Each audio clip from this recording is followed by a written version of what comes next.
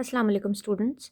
आज हम करेंगे एक्सरसाइज 7.2 का क्वेश्चन नंबर 4, जो कि है using slopes show that the triangle with its vertices A B and C is a right triangle. Main focus करेंगे हम वर्ड राइट ट्रायंगल पे। राइट ट्रायंगल क्या होता है? जब 90 डिग्री का एंगल बनता है। जिस ट्रायंगल में 90 डिग्री का एंगल बने वो ट्रायंगल क्या कहलाती है? Right angle. और ट्रायंगल 90 डिग्री की शेप है ये, right, and this is perpendicular. ठीक, जब परपेंडिकुलर लाइन गिरती है तो कौन सा एंगल बनता है? 90 डिग्री का। बस अब हमने यहाँ पर जो स्लोप्स की हमारे पास एक मौजूद है कंडीशन दैट परपेंडिकुलर वाली m1 m2 is equal to -1, ये चीज़ करनी है हमने प्रूफ। अगर ये चीज़ प्रूफ हो जाएगी तो इसका मतलब है कि ये जो वर्टिसेस हैं वो मिलके कौन सी ट्रायंगल बना रहे हैं? Right angle triangle. ठीक, तो अब हम क्या करेंगे? इन वर्टिसेस की मदद से हम लोग स्लोप्स फाइंड करेंगे पहले, क्योंकि ये ट्रायंगल है तो इसका मतलब एक पॉइंट इसका ए है, एक बी है और एक सी। पहले हम ए बी लाइन की स्लोप फाइंड कर लेंगे, फिर हम बी सी लाइन की स्लोप फाइंड करेंगे और एंड पे सी ए या ए सी लाइन की स्लोप फाइंड करेंगे। फिर उसके बाद देखेंगे नेक्स्ट हम क्या करते हैं। चलें जी, हम फाइंड करने लगे हैं स्लोप ऑफ ए बी। ए और बी पॉइंट्स लिए, स्लोप का फॉर्मूला लगाया। पहली वाली x1 y1, दूसरी x2 y2। हमने फॉर्मूले में वैल्यूज़ पुट की। y2 की जगह 7, y1 की जगह 1 और x2 की जगह 2 और x1 की जगह 6। ये वैल्यूज़ पुट करने के बाद, इसको सोल्व सारा करने के बाद हमारे पास आ गया -3/2। नेक्स्ट हम बी सी लाइन की स्लोप फाइंड कर लेंगे। बी और सी पॉइंट्स लेंगे, स्लोप फार्मूला लगाएंगे, हमारे पास आ जाएगा सॉल्व करके 7/4। अब जो तीसरी लाइन हमारे पास थी ए सी या सी ए, हम उसकी स्लोप फाइंड कर लेंगे सी और ए पॉइंट्स लेकर। वो हमने स्लोप फार्मूला लगाया तो हमारे पास आ गया 2/3। अब हमने क्या प्रूव करना है? परपेंडिकुलर के लिए m1 m2 is equal to -1। अब हमारे पास यहाँ पर कितने m आ रहे हैं?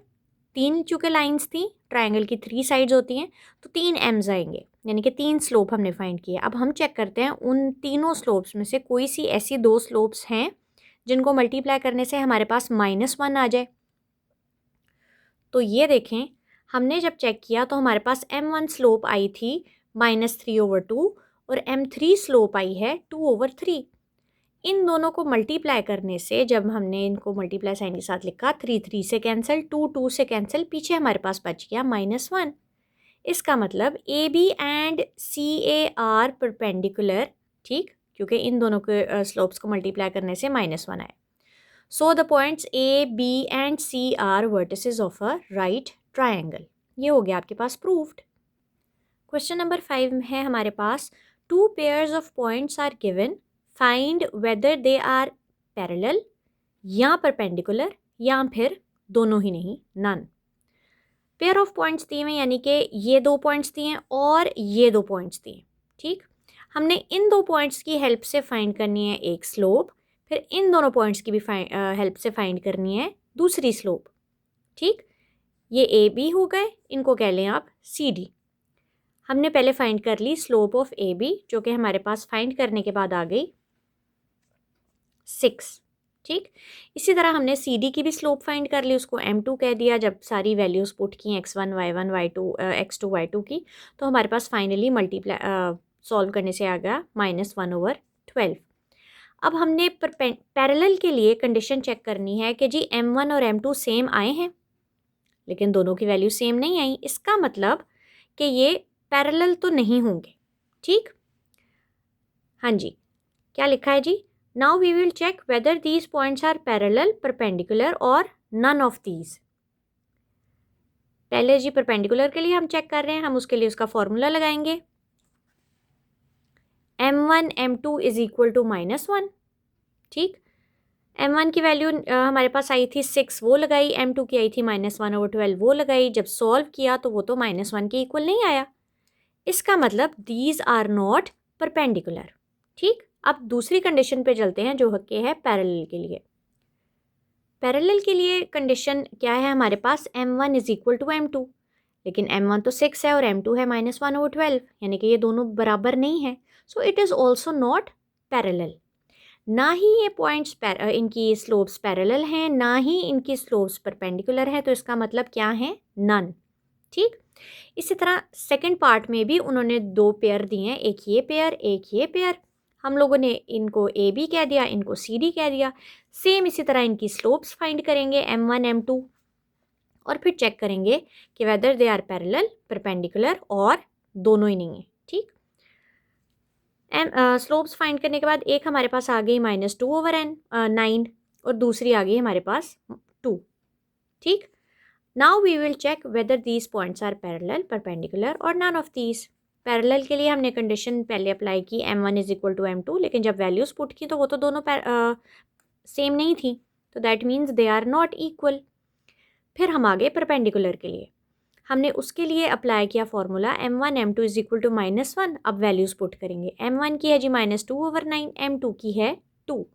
इन दोनों को मल्टीप्लाई किया आया -4/9, वो भी -1 के इक्वल नहीं आया, तो इसका मतलब ये परपेंडिकुलर भी नहीं है। तो फिर क्या हुई? नन। ये भी यहाँ पर हो गया सॉल्व। क्वेश्चन नंबर 6 है हमारे पास, find an equation of the horizontal line through this point 7 and -9। अब ये क्वेश्चंस हैं टोटली डिफरेंट इनसे। अब पहले हम सिर्फ स्लोप्स फाइंड करते थे और कुछ कंडीशंस थे उनको चेक करते थे। अब हमने इक्वेशन बनानी है with the help of a point and a slope, या फिर जो भी कंडीशंस वो आगे देंगे वो हम क्वेश्चन बाय क्वेश्चन चेक करते जाएंगे। सबसे पहले तो हमारे पास क्या आ गई है जी? हॉरिजॉन्टल लाइन है, वो किस पॉइंट से गुजर रही है? Through 7 and -9। तो हमने उसकी बनानी है इक्वेशन। तो सबसे पहले तो हम ये पॉइंट जो है ना 7 और 9 वो ग्राफ पे बना लेते हैं। हमने बनाया x एक्सिस y एक्सिस का ग्राफ। ठीक। x एक्सिस के ऊपर यहाँ पर हम लोग पॉइंट्स लिखे, और चूंकि ये x प्लस का था और y माइनस का है तो y इसका मतलब नीचे वाली यूज़ होंगी और x ये पॉजिटिव वाली। ये हमने x पे कौन सा पॉइंट लिया? 7, और यहाँ से काउंट करके हमने y नेगेटिव पे कौन सा ले लिया नंबर? -9। दोनों को हमने कर लिया ज्वाइन, तो ये बन गई है एक हॉरिजॉन्टल लाइन, और इस लाइन की हमने बनानी है अब इक्वेशन। ठीक। अब हम क्या करेंगे कि यहाँ पर कौन सा फॉर्मूला लगाएंगे, क्योंकि हमने क्या फाइंड करनी है? इक्वेशन। तो यहाँ पर लगेगा एक फॉर्मूला न्यू है, point slope form of equation. Equation बनाने की बहुत ज़्यादा फॉर्म्स हैं, लेकिन यहाँ पर कौन सी पहली यूज़ हो रही है हमारे पास? Point slope form. अच्छा जी। अब उसमें एक पॉइंट गिवन होगा और एक आपको क्या चीज़ गिवन होगी? स्लोप। ठीक। अब हमें तो क्वेश्चन में स्लोप नज़र नहीं आ रही, तो हम खुद फाइंड कर लेते हैं ना, इट्स नॉट डिफ़िकल्ट। क्या करेंगे?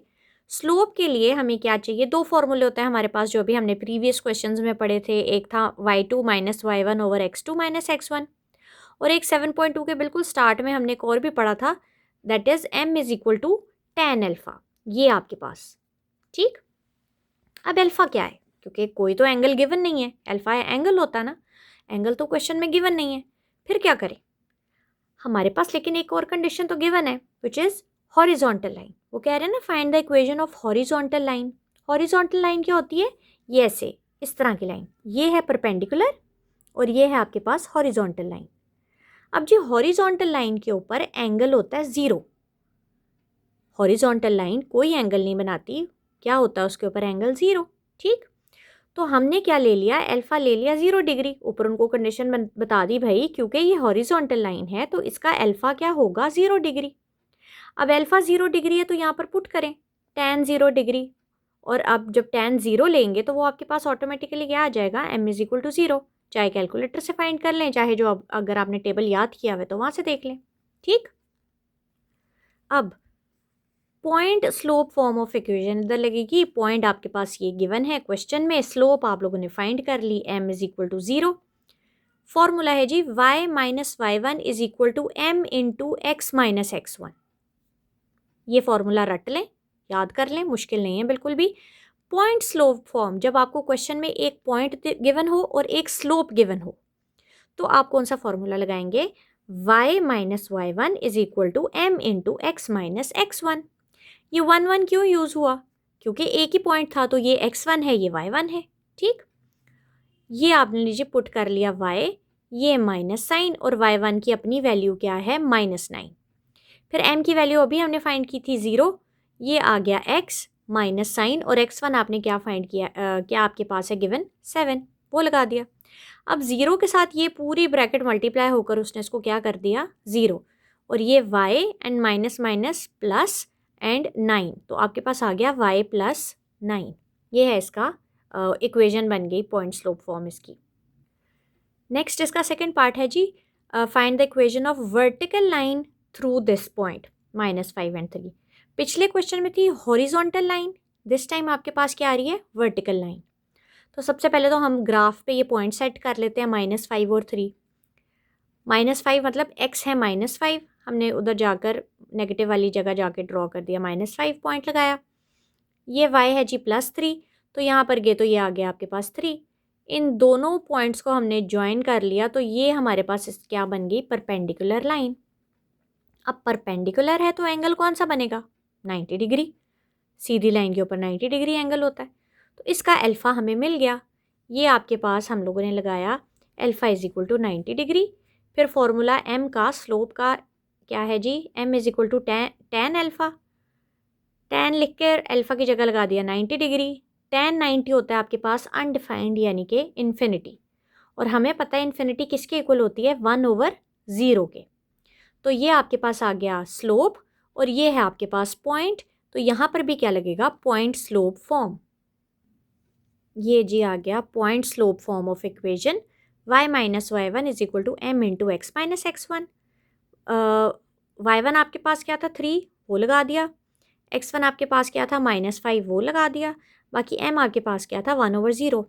0 यहाँ पे डिवाइड हो रहा है, नेक्स्ट स्टेप में इक्वल के दूसरी साइड जाकर क्या हो जाएगा, मल्टीप्लाई। जब 0 किसी चीज़ के साथ मल्टीप्लाई होता है तो उसको क्या कर देता है, 0। पीछे आपके पास यहाँ पर क्या बच गया, x और माइनस माइनस +5, तो x + 5 = फाइनल आपकी इक्वेशन बन गई। नेक्स्ट पार्ट में कह रहे हैं जी, find the equation through this point A having slope 7। अब यहाँ पे स्लोप फाइंड करने वाला भी कोई चक्कर नहीं है, पॉइंट भी आपको गिवन है, और मैंने आपको पहले बताया जब आपके पास एक पॉइंट और एक स्लोप गिवन हो तो हमारे पास लगता है point slope form of equation, ये वही y minus y1 = m × x minus x1। x1 है आपके पास -6, y1 है आपके पास 5, और m आपके पास यानी कि स्लोप क्या है 7। बिल्कुल आप इसी फॉर्मूले में पिछले क्वेश्चंस की तरह वैल्यू सारी पुट कर लेंगे। यहाँ तक आके मैं आपको आगे बताती हूँ। ये आ गया y माइनस 5 और 7 को अंदर मल्टीप्लाई करके आ गया 7x + 42। अब हमने क्या करना है, इसकी एक स्टैंडर्ड फॉर्म होती है इक्वेशन की, वो होती है ax + by + c = 0। यानी कि x वाली टर्म्स भी, y वाली टर्म्स भी और कांस्टेंट टर्म भी सारी इकट्ठी होती हैं इक्वल के एक साइड पे। ठीक, किसी को भी, और इक्वल के दूसरी साइड क्या होता है आपके पास 0। तो हमने क्या किया यहाँ पर, 7x चूँकि प्लस में है तो इसको वहाँ पर नहीं लेके जाएंगे क्योंकि हमारे पास वो प्लस में होना चाहिए। ठीक है, इसका मतलब फिर ये वाली पूरी वैल्यूज़ उठा के आपको इक्वल के इस साइड पे लानी पड़ेंगी। तो जी 7x + 42 इधर ही पड़ा है, y यहाँ से उठकर इधर आया तो हो गया -y, और 5 यहाँ से उठकर जब इधर आया तो हो गया +5। इसको आप सॉल्व कर लेंगे, 7x को पहले लिख लेंगे, y उसके साथ लिख लेंगे, कांस्टेंट को सॉल्व किया तो आपके पास आ गया +47। इसको आप ज़रा तमीज़ से लिख लें, यानी कि सारी इक्वेशन इस साइड और 0 चला जाएगा उधर, तो ये आपकी स्टैंडर्ड फॉर्म ऑफ इक्वेशन बन गई। ठीक, नेक्स्ट क्वेश्चन में भी आपके पास एक पॉइंट गिवन है, एक स्लोप गिवन है, पॉइंट स्लोप फॉर्म लगाएंगे, उसमें सारी वैल्यूज़ पुट करेंगे। ये 0 m स्लोप 0 होने की वजह से ये सारी साइड 0 हो जाएगी, और आपके पास इक्वेशन फाइनल आ जाएगी y + 3 = 0। नेक्स्ट क्वेश्चन में भी एक आपको पॉइंट गिवन है और एक आपको स्लोप गिवन है विच इज़ अनडिफाइंड। अनडिफाइंड मतलब m क्या है, इन्फिनिटी। इन्फिनिटी मतलब 1/0। तो ये पॉइंट्स लगाकर पॉइंट स्लोप फॉर्म में आप सारी वैल्यूज़ पुट करेंगे, m की जगह 1/0 लगाएंगे, 0 यहाँ पे डिवाइड हो रहा है, नेक्स्ट स्टेप में इक्वल के दूसरी साइड जाकर मल्टीप्लाई हो जाएगा, और मल्टीप्लाई होकर सबको कर देगा 0, और ये आपके पास आंसर फाइनल आ गया x + 8 = 0। तो आज की वीडियो में हम यहीं तक क्वेश्चन कवर करेंगे, नेक्स्ट वीडियो में मैं सेकेंड पार्ट लेकर आऊँगी।